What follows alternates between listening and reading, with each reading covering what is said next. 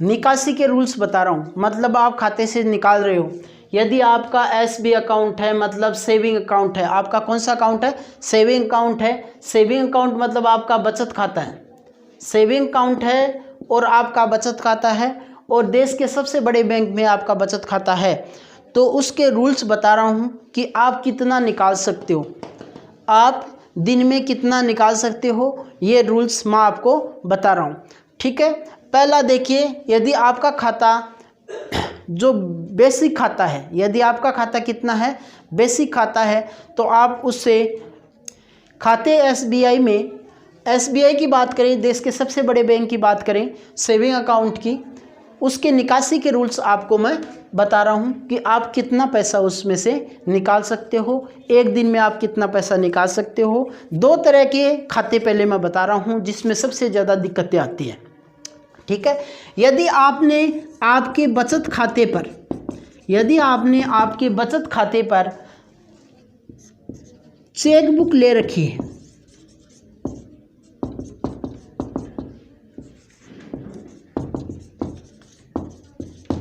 यदि आपने आपके बचत खाते पर चेकबुक फैसिलिटी ले रखी है, तो आप कितने भी पैसे कैश में निकाल सकते हो, कितने भी पैसे कैश में निकाल सकते हो, उसकी कोई सीमा नहीं है। आपके पास क्या होना चाहिए? चेक होना चाहिए।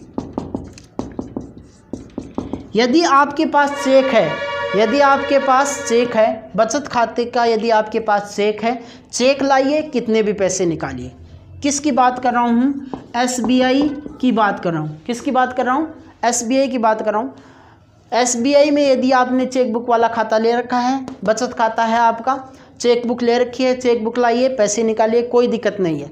परंतु दिक्कत है यदि आप पर्ची से निकालते हो, जो विड्रॉल पर्ची बैंक में उपलब्ध होती है उससे निकालते हो, है ना, विड्रॉल फॉर्म से निकालते हो। विड्रॉवल फॉर्म से निकालें तो केवल आपके 50,000 रुपये निकलेंगे, 50,000 रुपये तक निकलेगा वन डे में, एक दिन में 50,000 रुपये ही निकलेंगे। ये चेकबुक वाले जो भी कस्टमर हैं और ग्राहक हैं, जो भी ग्राहक हैं चेकबुक वाले, वो सब इस चीज़ को ध्यान रखें कि आपके पास यदि चेकबुक है तो आप चेकबुक लेकर आएँ, बैंक में क्या लेकर आएँ? चेक लेकर आएँ, ताकि आप कितना भी पैसा निकाल सको। पर्ची से पैसा निकालोगे ना भर के, तो 50,000 रुपये तक ही आपको निकालने देगा चेकबुक वाला खाता। कौन सा खाता? चेकबुक वाला खाता। अब क्या होता है कि अनपढ़ होते हैं, इलिटरेट पर्सन होते हैं, अनपढ़, वो तो चेकबुक नहीं ले सकते, तो उनका नॉन चेकबुक वाला खाता खुला जाता है, उनका खाते की टाइप बदल जाती है।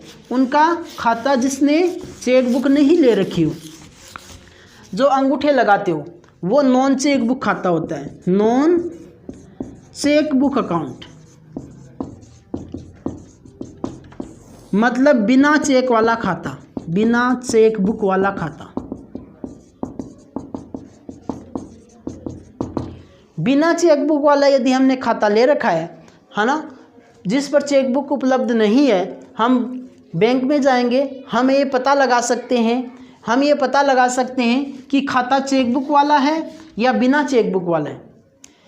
वो कहेगा बिना चेकबुक वाला खाता है। बिना चेकबुक वाला खाता है तो आप विड्रॉल फॉर्म से कितना भी निकाल सकते हो, विड्रॉल फॉर्म से कितना भी निकालिए,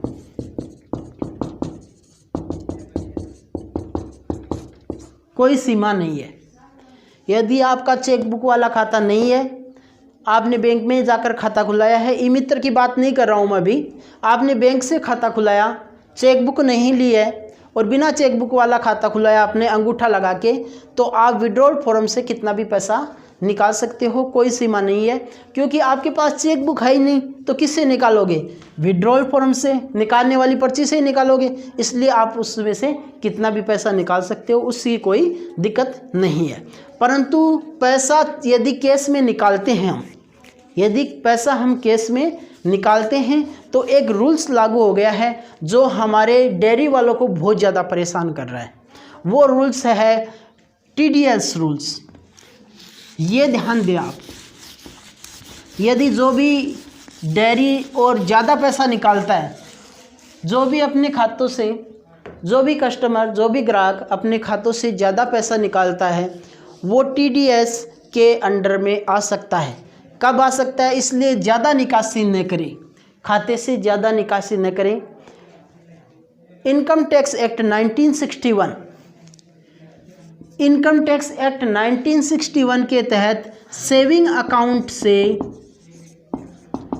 सेविंग अकाउंट हो चाहे वो करंट अकाउंट हो, इसमें कोई फ़र्क नहीं पड़ेगा।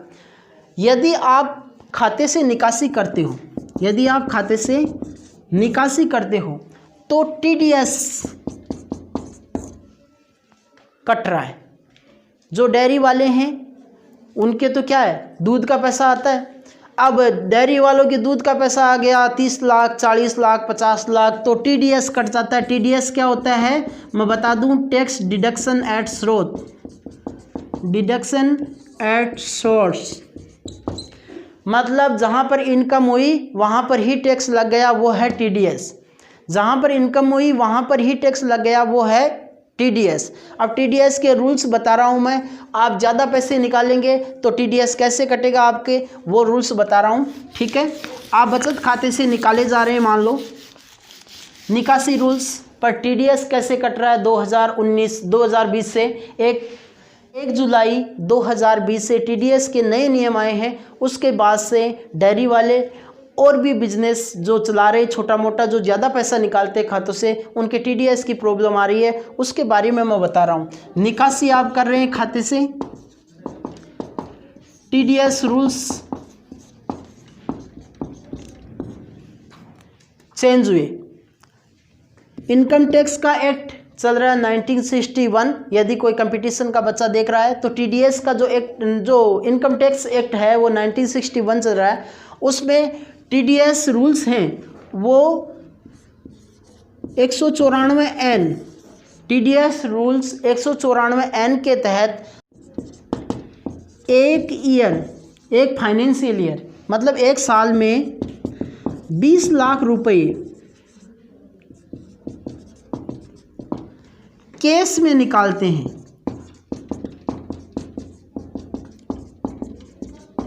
तो 2% टीडीएस कटेगा।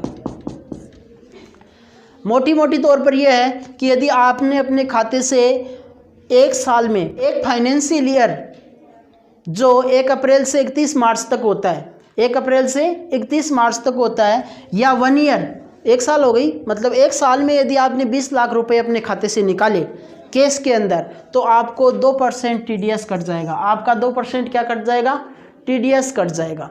और फिर आप 21 लाख निकालोगे, 22 लाख निकालोगे, हर बार टीडीएस कटेगा, ठीक है। ये टीडीएस कट रहा आजकल। कब से कटना शुरू हुआ, ये रूल कब से लागू हुआ, टीडीएस का नया रूल 194N कब से लागू हुआ, 1 जुलाई 2020 से लागू है। और कई खातों में टीडीएस की समस्याएं पैदा हो गई है। 2% कट रहा है 20 लाख से ऊपर, ठीक है। 1 करोड़ से ऊपर 5% कटेगा। 1 करोड़ निकाल लिया आपने और उससे ऊपर निकाल लिया तो 5% कटेगा। किस में, केस में। यदि केस में निकाल रहे हो, ये क्यों किया गया, डिजिटल बैंकिंग को बढ़ावा देने के लिए ये रूल्स लाया गया 194N, इसमें संशोधन किया गया। और इसमें संशोधन करके ये चीज़ लाई गई कि आप 20 लाख से ऊपर 1 साल में निकालते हो अपने खाते से, बचत खाता से या करंट अकाउंट से, तो आपका टीडीएस देना पड़ेगा 2%। अब देखिए आपके खाते में दूध के पैसे आए, मान लो डेयरी के 20 लाख आ ही जाते हैं नॉर्मल, और वो केस में निकाल कर देते ही हैं। ये आपकी इनकम नहीं है, ये आपकी इनकम नहीं है। इससे छुटकारा कैसे पाओगे, यदि 2% किसी के टीडीएस कट रहा है तो इससे छुटकारा कैसे पाओगे। तो इसलिए कहते हैं कि खाते से जो केस में कम पैसे निकालो, आप ट्रांसफ़र करो। आप क्या करो, ट्रांसफ़र करो अपने खाते से, उससे टीडीएस में शामिल नहीं होता है। आप अपने खाते से ट्रांसफ़र कीजिए, चेक से ट्रांसफ़र कीजिए, उसको बढ़ावा दीजिए, इंटरनेट बैंकिंग से ट्रांसफ़र कीजिए। यदि आप एसबीआई के कस्टमर हैं, एसबीआई योनो से ट्रांसफ़र कीजिए, टीडीएस से बचिए, ठीक है। अब 2% टीडीएस कट गया मान लो, तो आपको सीए से कंसल्ट करना चाहिए, अपने सीए से, और वहाँ पर जाकर आपको आईटीआर बनानी चाहिए। 3 ईयर का आईटीआर आपके पास यदि है, इनकम टैक्स रिटर्न फाइल